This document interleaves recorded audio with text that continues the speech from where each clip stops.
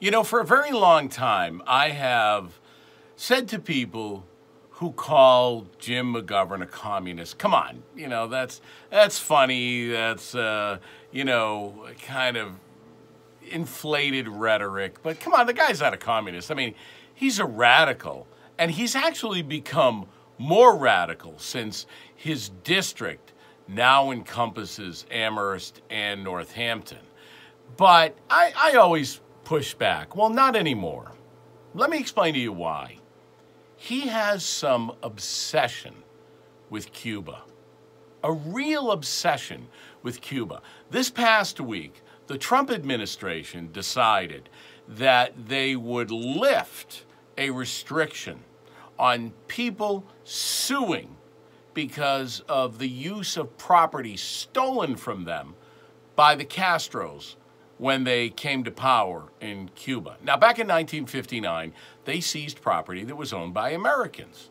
And Americans, throughout that course of history, since then have had few opportunities to be able to sue to recoup those losses. Well, Mike Pompeo, Secretary of State, and John Bolton, National Security Advisor, announced yesterday that Americans will be able to sue companies that do business or make profits from their property in Cuba. So let me give you an example. Let's say your family owned a hotel in Havana, and that hotel was seized by the communists. And now it's been either bought or leased by a company, say, from England. Well, you can sue that company in England for the loss of that property. Now, what does that do to Cuba? Well, it puts pressure on Cuba because, see, they need that money from other countries. We're not really doing business with them, but a lot of other European countries are. Why has the Trump administration decided to do this? Well, part of the reason is because the Cubans are supporting the regime of Maduro in Venezuela.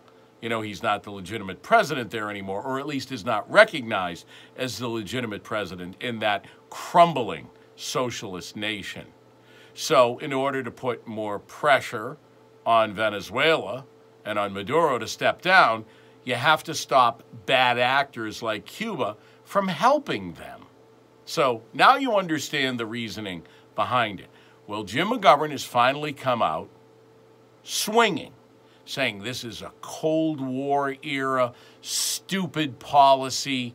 It's going to create problems between the United States and their allies. Jim, what is it? What is your obsession with Cuba? And I want to ask you that question in this context, which makes it even worse. What is your problem with Israel?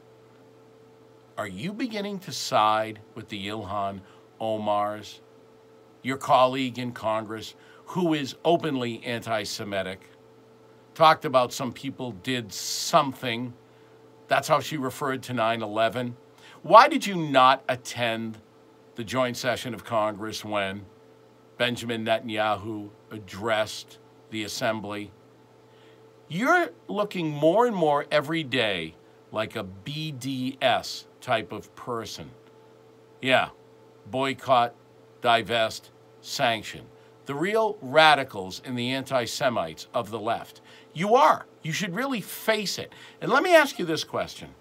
So you have concerns about Israel, the only democracy in the Middle East, one of our strongest allies.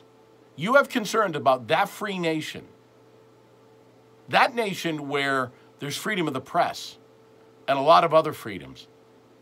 And yet you come to the defense, again, of the Castro regime, the regime that locks up reporters, the regime that has many living in the misery of poverty, an oppressive regime.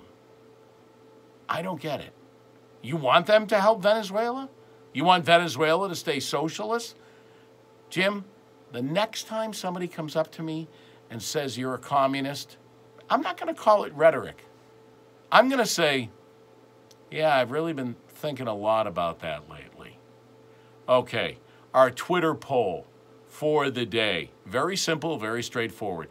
Do you support striking union workers from Stop and Shop? Go to @JimPolito on Twitter, answer the web poll. We'll have the answer to that question tomorrow morning, right after the 7 o'clock news, and tomorrow's Freestyle Friday. You make the call, you pick the topic, it's all you, and it's 7:22. National correspondent Bill Zimfer. Get your aluminum and tinfoil hats out, folks. They're releasing the Mueller report.